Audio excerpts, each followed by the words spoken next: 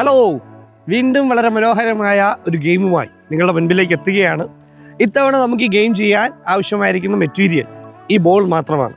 ഒരു ബോൾ ഉപയോഗിച്ച് നമ്മൾ ഒരുപാട് ഗെയിമുകൾ ചെയ്തിട്ടുണ്ട്. ഇന്നും വളരെ മനോഹരമായ ഒരു ഗെയിമിലേക്ക് പോകുന്നു. ഈ ഗെയിമിൻ്റെ ഇൻസ്ട്രക്ഷൻ ഞാൻ പറയുന്നു, വളരെ ഈസിയാണ്, വളരെ സിമ്പിളാണ്. ഇപ്പോൾ ഈ ബോൾ ഇരിക്കുന്നത് നമ്മുടെ സുജിത് സാറിൻ്റെ കയ്യിലാണ്. ഇനിയാണ് നമ്മൾ ഗെയിം ആരംഭിക്കുന്നത്. റൗണ്ടിൽ നിർത്തുക.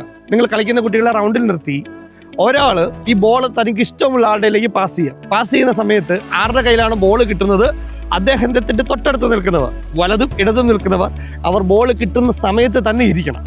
ഇരുന്നില്ല എങ്കിൽ അവർ ഗെയിമിൽ നിന്ന് ഔട്ടായി പോകും.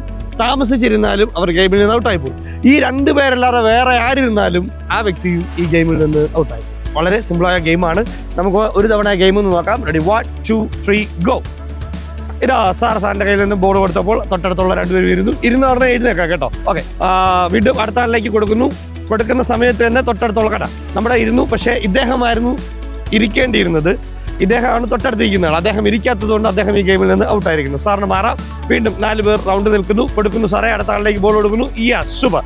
കൊടുക്കുന്നത് അതേ സമയം തന്നെ ബാക്കിയുള്ളവർ ഇരിക്കുന്നു. അടുത്ത ആളിലേക്ക് കൊടുക്കുന്നു.